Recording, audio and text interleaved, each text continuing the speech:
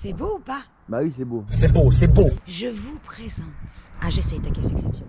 Parce que nous avons une Toyota Supra MK4, boîte méca, C'est ça. 99,9919 stock.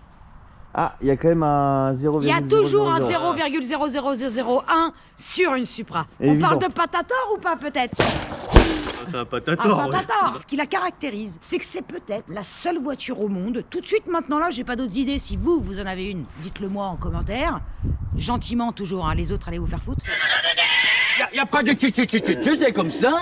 Qui a eu un succès phénoménal, international, mondial, tout ce que tu veux, allez, au moins 10 ans après qu'elle soit sortie. C'est dingue ou pas?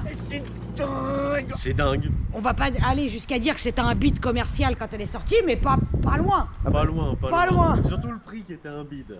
Mais hors de prix. Hors de prix. Hors de prix par rapport à la concurrence. Elle est née en 1993, la 4e génération qui n'a strictement rien à voir avec celle produite auparavant, déjà en termes de design. Bio-design. Exactement. Alors le biodesign, c'est quoi? Mais toi, tu connais tous les mots du dictionnaire, peut-être? Tu connais le mot bicentenaire? Ouais. Eh ben, tant mieux pour toi, alors. C'est une espèce de design qui devait coller avec l'aéro et l'économie. Fallait Oui. que ça soit rond. Tu vois, fallait Fallait que ça soit adoucir rond. un peu le monde. Fallait que ça fuse dans l'air et Le donc taux de ça pénétration consomme pas dans l'air. trop. Ouais, le CX quoi. Il y en a eu à peu près 45 000 dans le monde. Je vais Oui. mettre les chiffres exacts là. Oui. 1500 en Europe seulement, 30 000 au Japon, à peu près 11 000 aux States. Yes. Et le chiffre en France est exceptionnel. 49. 49 Dans le en référencement. France. Ça, c'est incroyable. Et nous en avons un des 49 exemplaires ici. Sur les 49, je ne sais pas combien il en reste. Chris, raconte-nous l'histoire de cette Supra parce qu'elle est exceptionnelle. Eh ben, moi je travaille pour la marque déjà depuis les années 95. Et j'ai vendu cette voiture à des clients qui l'ont conservée pendant quasiment 27 ans.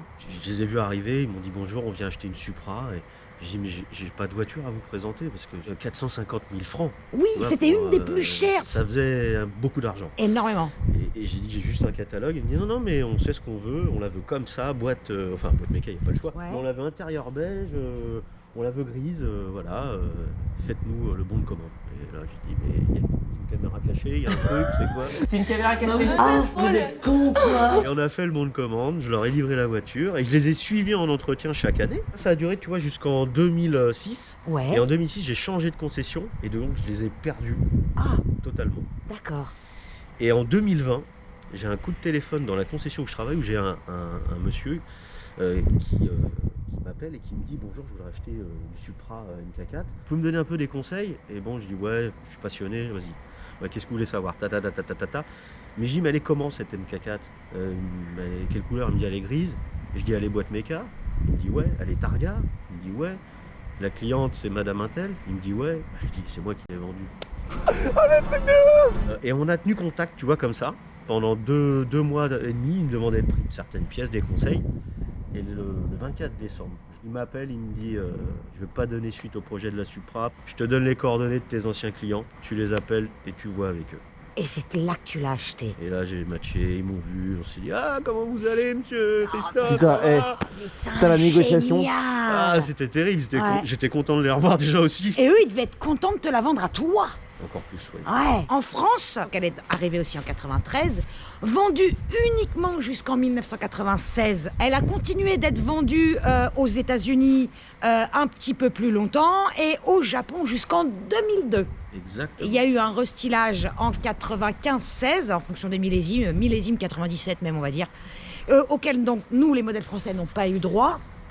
Avec quelques petits modifs esthétiques et le VVTI qui est arrivé sur le 2JZ GTE. Tu as la belle écove, la prise d'air qui n'est pas factice.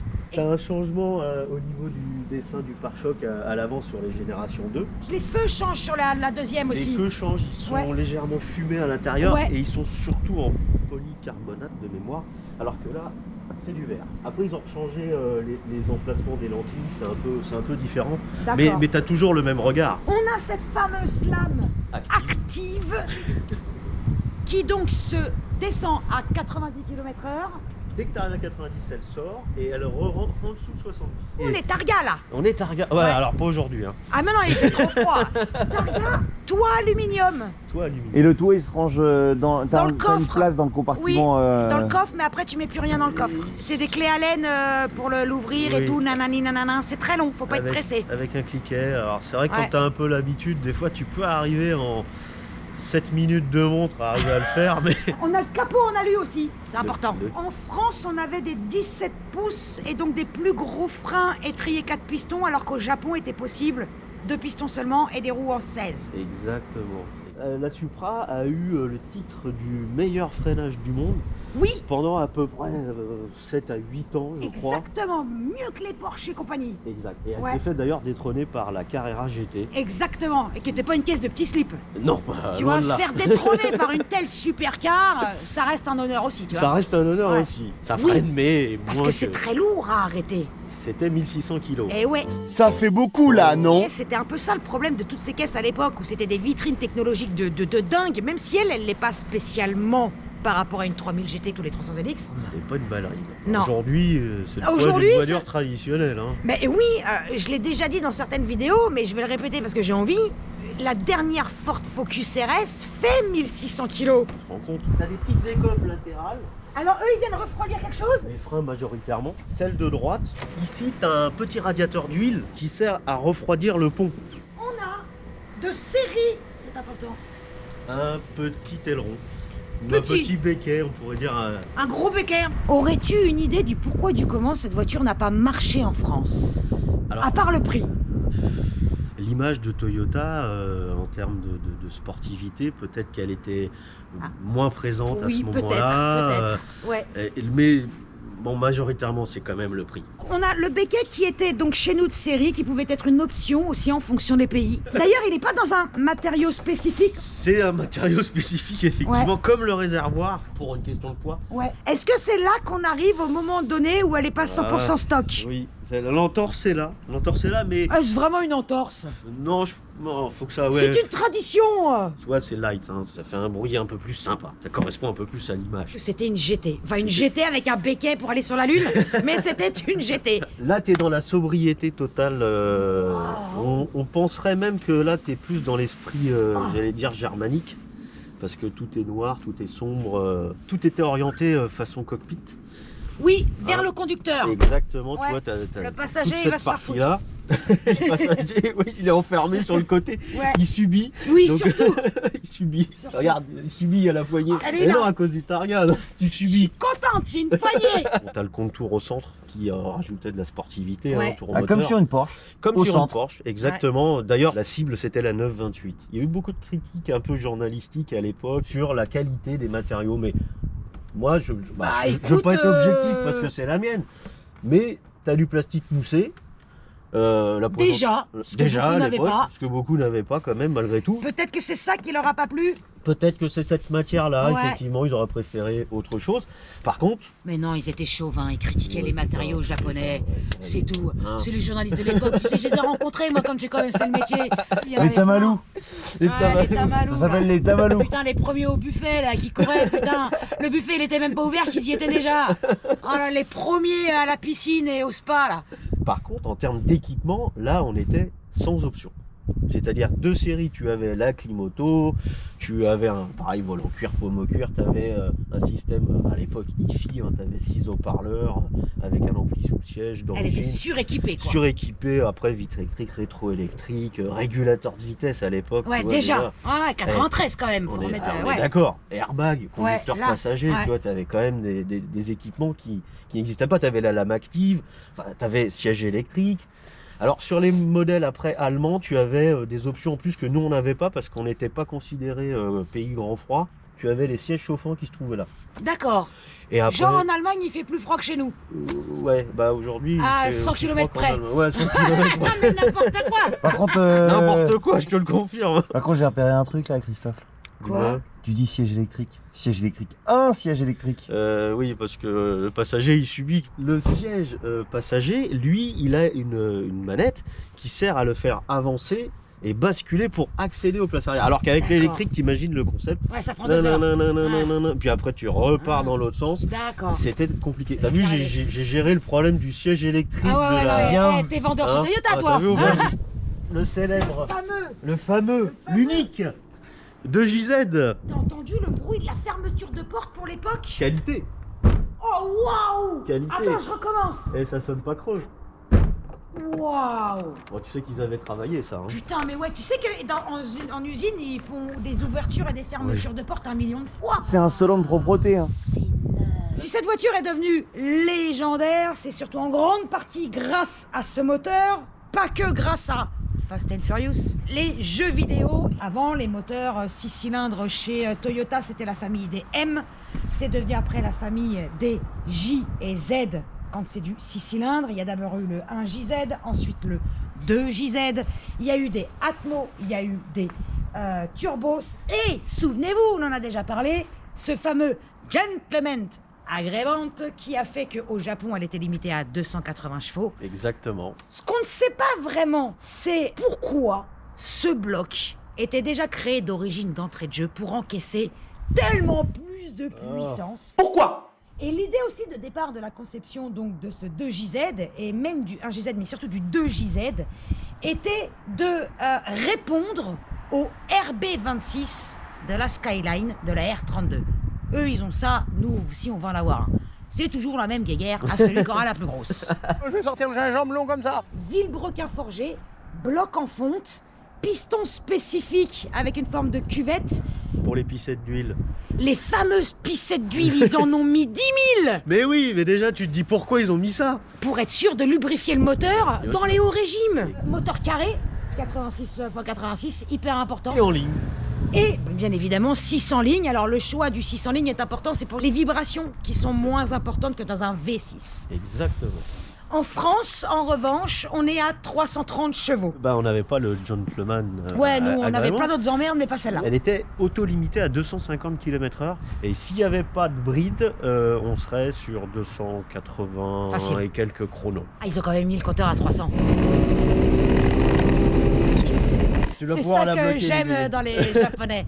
On la limite à 250, mais on met un compteur à 300, sait-on jamais. Ça Sait-on peut jamais. servir. C'est un twin turbo dans le sens où c'est des turbos séquentiels. Enfin, il y en a un qui se déclenche en premier et à partir de 4000 tours se déclenche le deuxième. Donc c'est pour ça qu'on a les 400 Nm de disponibles dès 1300 tours. Et après, on arrive à 440 Nm à 4800 tours. Exactement. Très facilement, on peut doubler la puissance, que beaucoup en tirent 1500 chevaux sans problème. Certains arriveraient à 2000. La boîte méca résiste et aussi ultra solide. Elle est tellement préparable que en aftermarket, tu peux tout avoir. Il existe un nombre de pièces incommensurables à la fois pour la fiabiliser, la préparer, l'améliorer. Mais en parallèle, trouver un 2JZ aujourd'hui GTE d'occasion, putain, les prix ont doublé, voire triplé, ça coûte une fortune. Et la boîte coûtait aussi une fortune à l'époque et encore plus cher aujourd'hui. Tu as des blocs 2JZ disponibles d'origine dans le carton. Mais non, Mais si. Mais si. neuf. Neuf. Mais Alors, non. je vais lui faire un petit peu de pub. Mais vas-y. C'est Off to Road. D'accord. Et il s'appelle Noah Serré. Oui. Et tu peux acheter un 2JZ tout neuf livré dans le carton sur la palette. Ça rentre dans la barre, ça. Non, ça rentre pas. À l'arrière. Si, si, oui, en fait, avec 2 sièges. T'as que le bloc nu, t'as pas de culasse, t'as rien. Allez, on va rouler. On va chauffer. Qui passe C'est quoi la plus belle vue? la vue de l'aileron. Eh ouais. T'as vu, tu sais Ouais. que t'es dans une voiture de sport. Tu l'entends, l'autre? Ça, c'est la plus belle vue. Dis donc, on est assis drôlement bas. Il est au plus haut, imagine-toi, il est au plus haut. C'est facile, là. L'embrayage facile, tout facile. Direction facile. Alors, elle est presque même finalement trop assistée. Mais, Ah, j'ai des confrères qui avaient dit ça. Mais moi j'aime bien, je vais te dire pourquoi, parce que ça fait oublier un peu le poids de la voiture. Ah oui, et attends, n'est-elle pas asservie à la vitesse? Est-ce qu'elle ne durcit pas quand on va plus vite? Un petit peu. Un tout petit peu. Un tout petit peu, c'était, tu sais, à l'époque, elle n'est pas électronique, donc du coup elle est, tu sais, hydraulique. C'est pas forcément un défaut, on va dire. C'est pas, pour moi ça ne l'est pas. Ouais. Après, En tout cas, la prise en main est facile et c'est étonnamment silencieux à l'intérieur. On a une GT. On a une GT. Ah, tout à l'heure, on a oublié quand on parlait du moteur de parler des turbos. Alors oui, les turbos. Effectivement, pour la version qui est Japonaise. japonaise, les turbines sont en céramique. Et les versions européennes, elles étaient en acier. Réputée pour être plus solide. Et un petit écriteau qui te conseille lors c'est des trajets écriture. exactement à vive allure de ne pas les couper instantanément. de les Bah laisser. ouais, faut les lubrifier en huile. Moi, j'aime bien la commande de boîte. Elle te plaît? Ah oui, elle est vraiment ferme et bien guidée. Ah, c'est nos cousins allemands. Hey, Getrag! Ah, Getrag. Bah, ça fait partie avec ZF les des meilleures boîtes au monde. C'est clair. Sérieux, je parle pour des voitures de série, hein, je parle pas de course ou autre chose. Hein.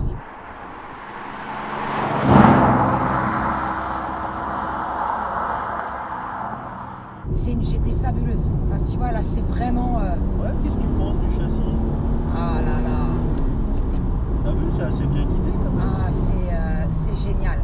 Alors les freins, qu'est-ce qu'on dit? Les freins, jusqu'ici, tout va bien. Il y a une attaque, hein, t'as vu? Mais oui, l'attaque à la pédale est agréable. Le contact à la pédale est agréable. Progressif. Ouais. Ah putain, je viens de regarder le compteur. Oui, Eh ben, c'est bien une GT. oui. On se rend pas compte des vitesses. Tu te rends pas compte? Non. Ouais, c'est ça le problème. Ou pas. Donc là, on roule avec anti-patinage connecté. Oh bah vu que la route est un peu grasse, machin, on va le laisser, puis Ouais. c'est pas ma voiture. C'est 100 fois mieux en boîte méca qu'en boîte auto, j'avoue. Hein. Ah, c'est autre chose, ça rend Ouais. plus de sportivité.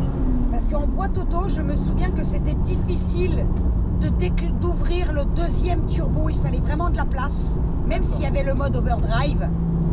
Et là, finalement, bah, On y est, quoi. on y est tout le temps en fait. Putain, c'est magique comme auto. Chante bien. Ah ouais. Chante bien. Dans les tours, c'est beau, hein.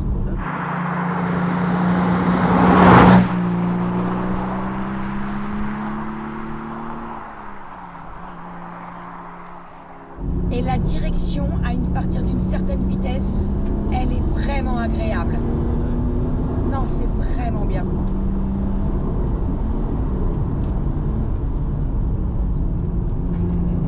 Ah ouais. C'est vraiment, moi ça me fait plaisir que tu te fasses plaisir là. Ah, c'est Là, j'avoue, fabuleux. Non, mais vraiment.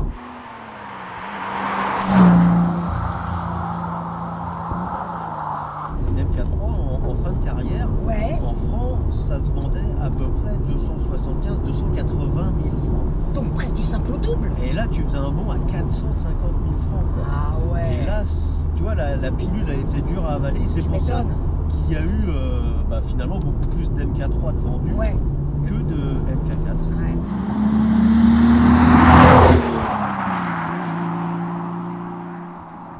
Et on a oublié de dire une information capitale, Chris. Dis-moi, Bah, on a un autobloquant Torsen.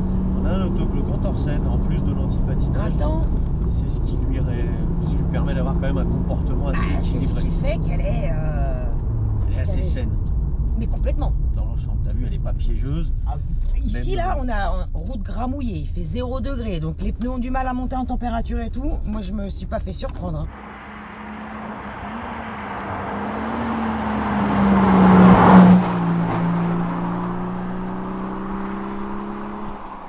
Et quand le deuxième turbo se déclenche, là, c'est dingue.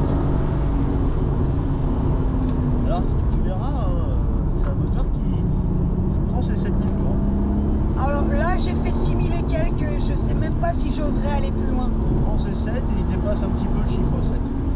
Et après, Ouais, ça doit être 7002 la zone rouge, tu crois? Ouais, je sais pas. après t'as le rupteur qui intervient en dépassant un petit peu plus de 7000. Le 600 lignes aussi, j'adore, c'est une architecture que je kiffe.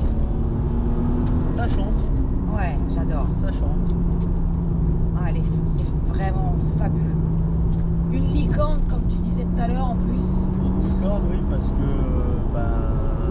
c'est vrai que sur les 49 vendus, alors en référencement, il en resterait 25, 27. Mais non! On sait pas trop, tu sais, c'est Ah, le référencement que toi tu peux avoir grâce à ton métier. grâce au club. Ouais, grâce au Le club. club étant D'accord. très actif.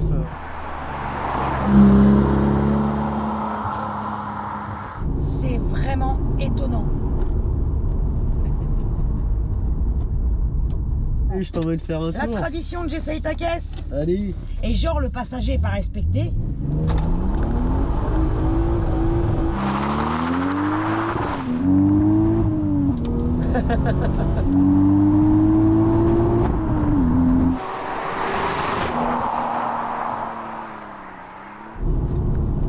Oh merde.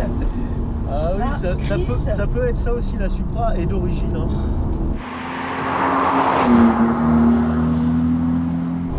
Non, stop, frère. Oh. Merde. Même d'origine, ça peut être méchant, hein, faut pas croire. Hein. Putain, Chris, t'es aussi exceptionnel que ta bagnole.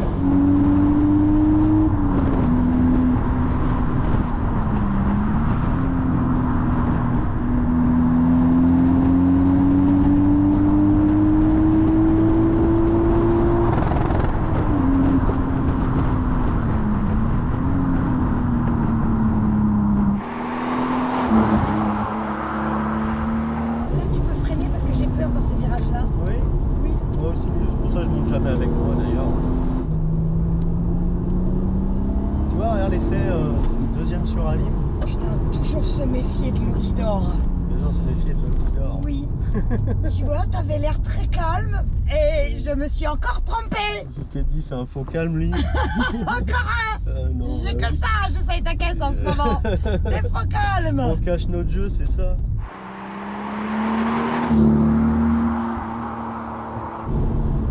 Le prétentionneur de la ceinture est redoutable d'efficacité.